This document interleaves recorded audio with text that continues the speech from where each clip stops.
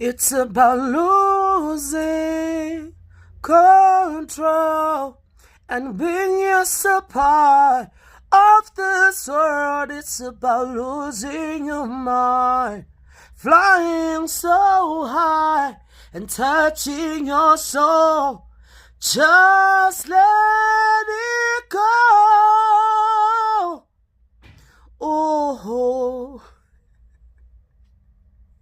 hey, bafethu, azi kuba toxic every now and then. Funny apple keeps the doctor away. But anyway, we're not here for that. But yeah, man. Hi, good morning, good afternoon, and also good evening, guys, depending on whichever time of the day that y'all are going to come across this video. But either way, this is actually a very it's a sad Lontuzanas, because as much as I was young at the time when she was still alive,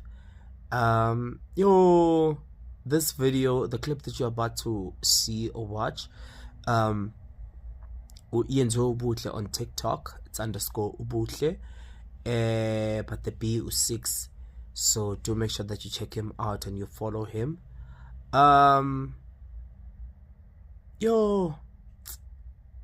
The song that I sang now was a song by Omunyusis Victoria UTK at the time.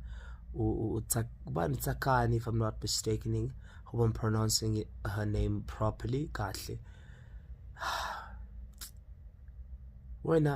Okay, let's book in the clip, and the clip is about 7 minutes long.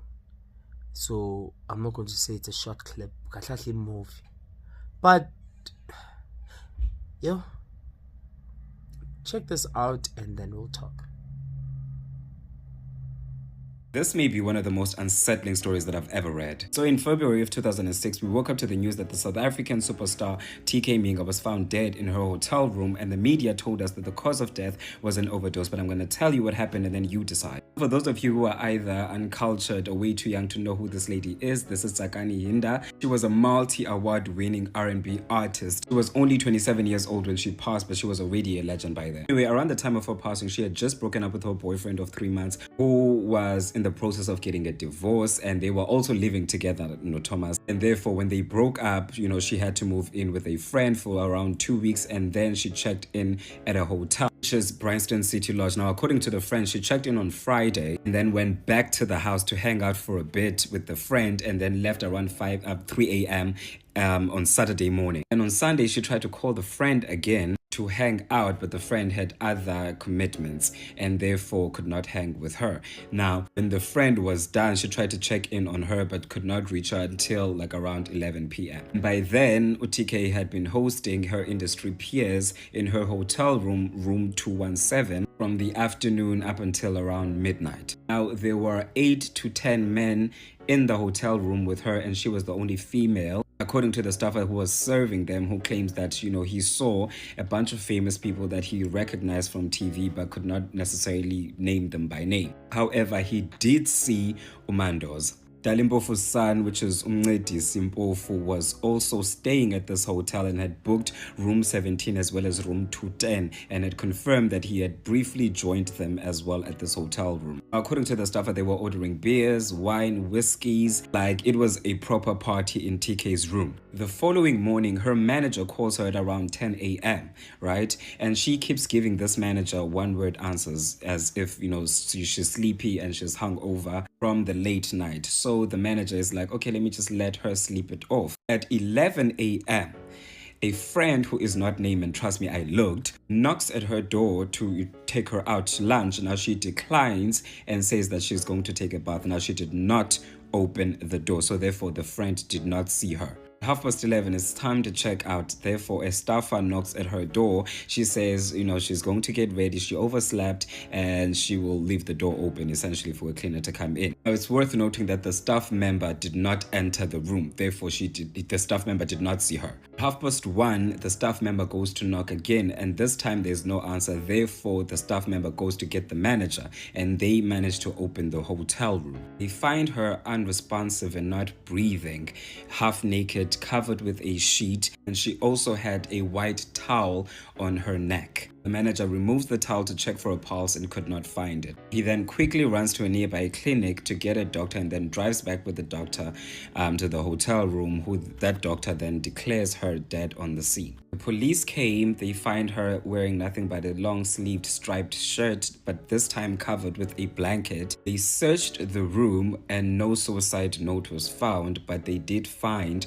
2 unused condoms, a plastic bag that contained residue of white powder, and a toilet paper with semen. The post-mortem results were not made known to the public until they were presented as evidence during the inquest on her death, so by the time they buried her, they still had no idea what the cause was. Case of R-word was opened following the positive test for semen. However, that did not go anywhere, and there are no official reports confirming whether or not there were any DNA samples that were taken from the 8 to 10 men that were present in that room with her the previous night. And the cause of death was then ruled as pressure to the neck, and however, they declined to prosecute because they were unable to make a finding that someone else was at fault, basically. Multiple independent experts were shown the reports, and they all were saying that there's a high possibility that she was unalive. Yes, there was obviously the alleged white stuff in her body as well as alcohol. Plus, there were no obvious injuries on her body. However, photographs of her body showed blood running from her mouth. On top of that, she was still alive 2 hours before they found her unalive. Both stories that he bumped into her on Friday at reception. Later went into her room and found her with a Nigerian. He admitted that he used to allegedly go by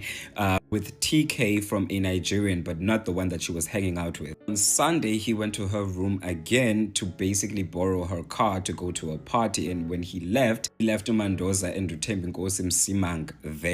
He came back from the party later to join them and then partied with them and then left back to his room really drunk. He says he went back to her room again around 10 a.m. borrowed the car again, but this time around found police who told him that she was no longer alive. Now, please note, she was found unalive just after 1 p.m. Therefore, at 10 a.m. she was still alive. Now, I am quoting this directly from the City Press. It may be an error, but that's what it says. Mandoza's story is that he was invited to the hotel by Mpofu. When he heard that TK was staying in the same hotel, he then wanted to go and say hi. So therefore, he took Uthembinkosi Msimang with him to go say hi to TK. He says that Mpofu later joined them with Godfrey, who is a producer, used to produce for My Leica and them. Then he says Mandoza left around 11 p.m. He says he never saw TK take any. The Sunday Times had been told that the investigating officers had entered into the computer at the Johannesburg mortuary in Bloemfontein under TK's body number that the cause of death would have been strangulation. However, the police declined to comment on this. Now, the people who are alleged to have been in that room with her are one, uMandoza, who was arrested later on in that very same year for assaulting someone, Godfrey, uMagesh, as well as Umncedis. There are obviously others because there was around 8 to 10 men in that room. Now, for legal reasons, obviously everything that I've mentioned in this video is alleged and cited from available articles which you can Google for yourself, but most have been archived. And it is nearly impossible to obtain official documents for a case which was not even open from over a decade ago. But what I will say is that it was quite convenient for them to just say she was a druggie, she overdosed, and that's it. They closed the case, noting down the fact that there was pressure on her neck, but just left it as that because there was no sufficient evidence to conclude foul play. And mind you, you pass out before you die, so therefore you can't strangle yourself to death. And on top of that, there was more than sufficient evidence that suggested that there was someone else in the room. The toilet paper, the fact that she was covered, but no one was charged.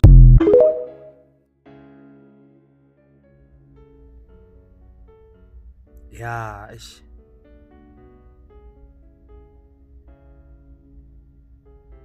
Doda.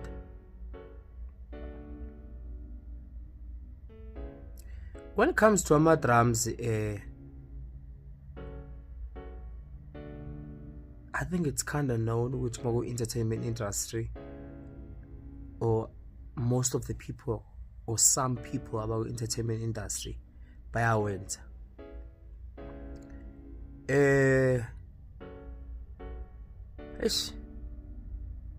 even for me, it's even hard to be like, or to even, you know, there are people owazi ukuthi yes bangabantu, but abanye you tend to have this thing ukuthi hayi sibona bana yaza yenza into enjalo. Cha, I don't want to lie to you, I feel like that when it comes to TK, but ngiya-understand futhi in the sense ukuthi yeah vele it's a 50-50 thing, but as it has even been alleged ukuthi vele kutholakale ama-drums kwi-system and all of that, vele bebhizi ngey'nduku ukuthi sometimes I just feel sorry for our parents. I mean, I don't want to lie to you, I do feel sorry for our parents. You know, our parents when they see us,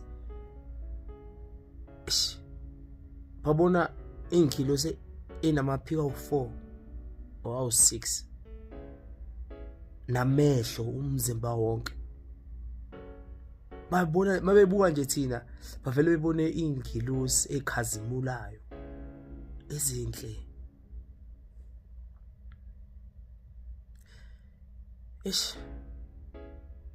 Bese imkhuba yethu ekugcineni igcine kusekuba yiyona esi-exposayo.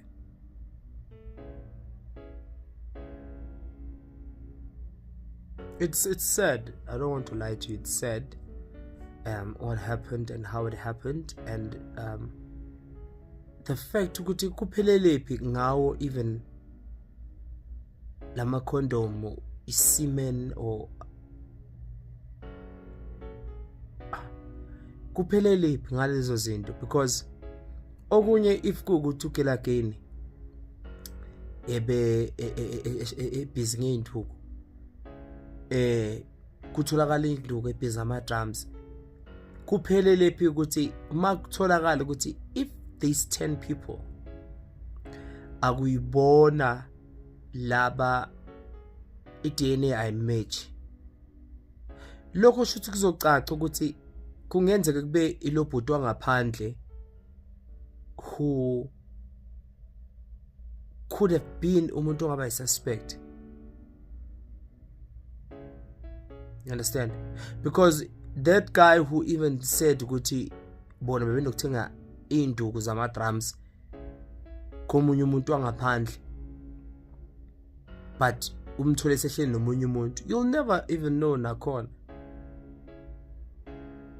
As much as I also hate saying this, okuye mhlawumbe sokuthi mhlawumbe besithole umuntu omusha onoma onestaff esibhetha, noma uthole ukuthi lo muntu yena lo amthole ehleli naye umuntu omngane naloya, loya umreferile wathi hayi awuhambisa istafu, waba uMr Dige wahambisa istafu, and what may shaya ugeli obashaya, you just never know. Understand?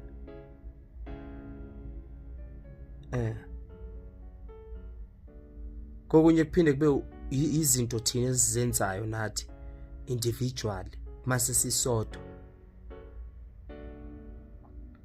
where there's no one, we do not want an external, or not an external, a close person of ours to be around masiphi senze ezinye izinto, and mawuthi abheke lapho ekugcineni seyikhala khona, because now when into isiyenzeka like ikanje uyophuma ubize ba ukhombe ba, if all the other guys, her peers,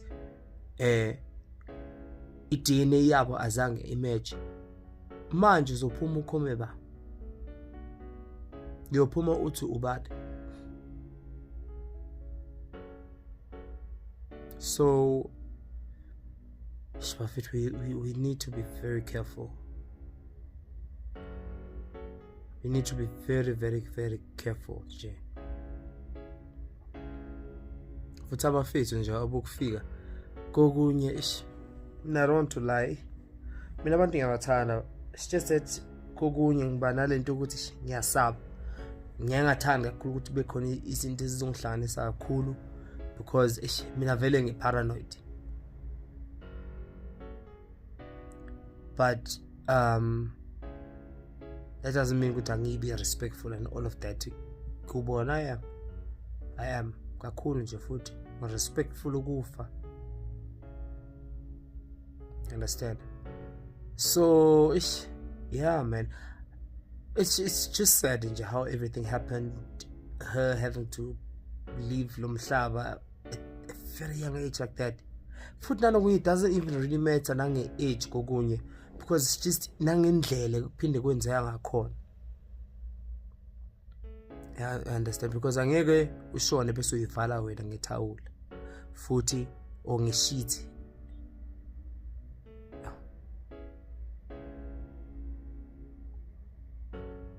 Tell me what you think about this. Yeah, man, sure.